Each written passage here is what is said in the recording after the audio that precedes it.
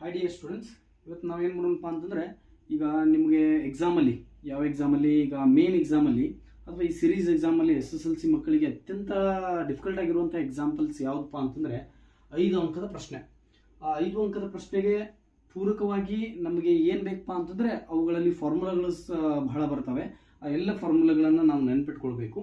ಆ ನೆನ್ಪಿಟ್ಕೊಳ್ಳೋದಕ್ಕೆ ನಾನು ಎಲ್ಲ ಫಾರ್ಮುಲಾಗಳನ್ನು ಒಂದ್ಸಲ ಇಲ್ಲಿ ಡಿಸ್ಕಷನ್ ಮಾಡಿ ಮುಂದಿನ ಕ್ಲಾಸ್ಗಳಲ್ಲಿ ಏನು ಮಾಡ್ತೀನಪ್ಪ ಅಂತಂದರೆ 5 ಅಂಕದ ಪ್ರಶ್ನೆಗಳನ್ನು ನಿಮ್ಮೊಂದಿಗೆ ಡಿಸ್ಕಷನ್ ಮಾಡ್ತೀನಿ. ಇಲ್ಲಿ ಯಾವ ಚಾಪ್ಟರ್ಪ್ಪ ಅಂತಂದರೆ 5 ಅಂಕದ ಪ್ರಶ್ನೆ ಬರುವಂಥ ಚಾಪ್ಟರ್ ಯಾವಪ್ಪ ಅಂತಂದರೆ ಸರ್ಫೇಸ್ ಏರಿಯಾಸ್ ಆ್ಯಂಡ್ ವ್ಯಾಲ್ಯೂಮ್ಸ್. ಇದು ಮೇಲ್ಮೈ ವಿಸ್ತೀರ್ಣಗಳು ಮತ್ತು ಕನ್ನಡದಲ್ಲಿ ಯಾವ ರೀತಿ ಇದೆ, ಮೇಲ್ಮೈ ವಿಸ್ತೀರ್ಣಗಳು ಮತ್ತು ಘನಫಲಗಳು ಅಂತ ಇದೆ. ಮೇಲ್ಮೈ ವಿಸ್ತೀರ್ಣಗಳು ಮತ್ತು ಘನಫಲಗಳು ಅಂತ ಇದೆ. ಇಲ್ಲಿ ಒಟ್ಟಾರೆಯಾಗಿ ಒಂದು 18ರಿಂದ 20 ಫಾರ್ಮುಲಾಗಳು ಬರ್ತವೆ. ಅವುಗಳೆಲ್ಲವನ್ನ ನಾವು ಚೆನ್ನಾಗಿ ನೆನಪಿಟ್ಕೊಳ್ಬೇಕು. ಯಾವ್ದಾವಪ್ಪ ಅಂತಂದರೆ ಕ್ಯೂಬ್ ಅಂತಂದ್ರೆ ನಿಮ್ಗೆ ಈಗಾಗಲೇ ಗೊತ್ತಿದೆ, ಚೌಕಘನ. ಕ್ಯೂಬಾಯ್ಡ್ ಅಂತಂದ್ರೆ ಆಯತಘನ. ಸಿಲಿಂಡರ್ ಅಂತಂದ್ರೆ ನೀವು ಸ್ತಂಭಾಕೃತಿ ಅಂತೀರಿ ಅಥವಾ ಸಿಲಿಂಡರ್ ಅಂತ ಕರಿತೀರಿ. ಕೋನ ಅಂತಂದ್ರೆ ದಟ್ ಈಸ್ ಶಂಕು. ನಾನು ಹಾಗೆ ಬರಿತಾ ಇದ್ದೇನೆ ಇಲ್ಲಿ, ಅದು ಕೂಡ ನಿಮ್ಗೆ ಗೊತ್ತಾಗುತ್ತೆ. ಸ್ಪಿಯರ್ ಅಂತಂದ್ರೆ ಗೋಳ. ಹೆಮಿಸ್ಪಿಯರ್ ಅಂತಂದ್ರೆ ಅರ್ಧಗೋಳ. ಇವುಗಳ ನೋಡಿ, ಕ್ಯೂಬು, ಕ್ಯೂಬಾಯ್ಡು, ಸಿಲಿಂಡರು, ಕೋನ, ಸ್ಪಿಯರು, ಹೆಮಿಸ್ಪಿಯರು ಇವೆಲ್ಲವೂ ಸಾಲಿಡ್ಸ್, ಘನಗಳು. ಈ 3 ಆಯಾಮದ ಚಿತ್ರಗಳಿಗೆ ನಾವು CSA ಆರ್ LSA, TSA ಮತ್ತು ವ್ಯಾಲ್ಯೂಮ್ಗಳನ್ನು ಕಂಡುಹಿಡಿತೀವಿ.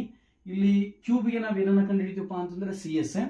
For the cube the CSA formula is 4a². For the cuboid it is ಏನಾಗುತ್ತೆ, ಫಾರ್ ದ ಕ್ಯೂಬಾಯ್ಡ್ ಯಾರು ಹೇಳ್ತೀರಿ ನೋಡೋಣ CSA ನ.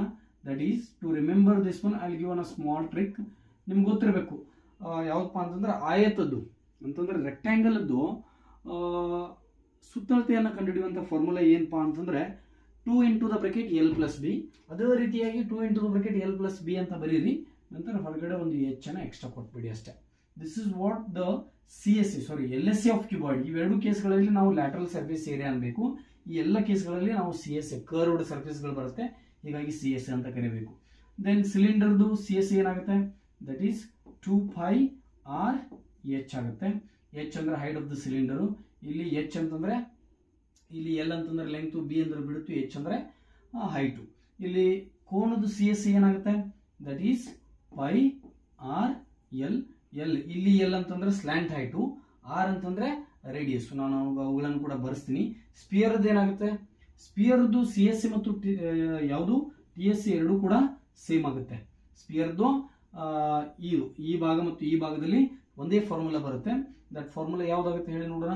That is nothing but 4πr². ಅದ್ರದ್ದು ಅಲ್ಲಿ ಸಪರೇಟ್ ಆಗಿ CSA ಮತ್ತು TSA ಅಂತ ಇರೋಲ್ಲ, ಒಂದೇ ಸರ್ಫೇಸ್ ಏರಿಯಾ ಇರ್ತದೆ, ಹೀಗಾಗಿ 4πr².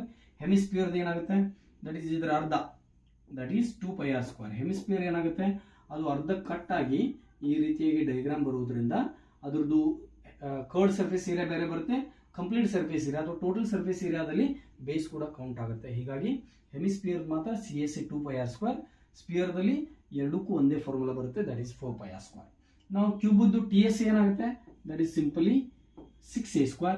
ಅಂಡ್ ಕ್ಯೂಬಾಯ್ಡ್ ಏನಾಗುತ್ತೆ, 2 ಅನ್ನ ಹೊರಗಡೆ ಇಡಿ.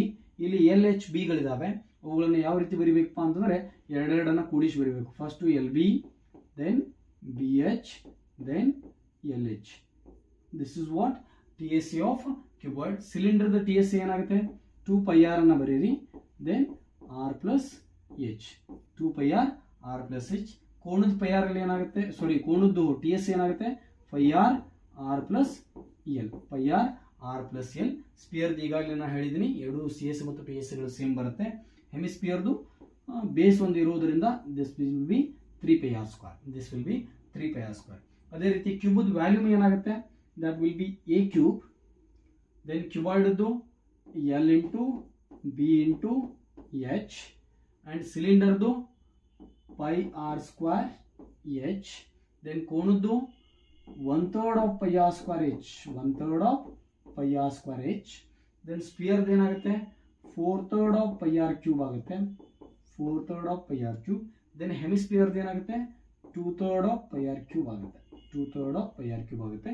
ಇದು ಒಂದು ಚಾರ್ಟ್ ನಿಮ್ಗೆ ಚೆನ್ನಾಗಿ ನೆನಪಿಟ್ಕೊಂಡ್ರೆ 100% ನೀವೇನು ಮಾಡೋದಪ್ಪ ಅಂತಂದ್ರೆ ಈ ಎಲ್ಲ ಫಾರ್ಮುಲಾಗಳನ್ನು ಬಳಸ್ಕೊಂಡು ಕನಿಷ್ಠ ಫಾರ್ಮುಲಾ ಬರೆದು ಕೂಡ 1 ಅಥವಾ 2 ಅಂಕಗಳು ನಿಮಗೆ ಸಿಗ್ತವೆ. ನೀವೇನು ಇವೆಲ್ಲ ಫಾರ್ಮುಲಾಗಳನ್ನು ಚೆನ್ನಾಗಿ ನೆನಪಿಟ್ಕೊಳ್ಬೇಕು.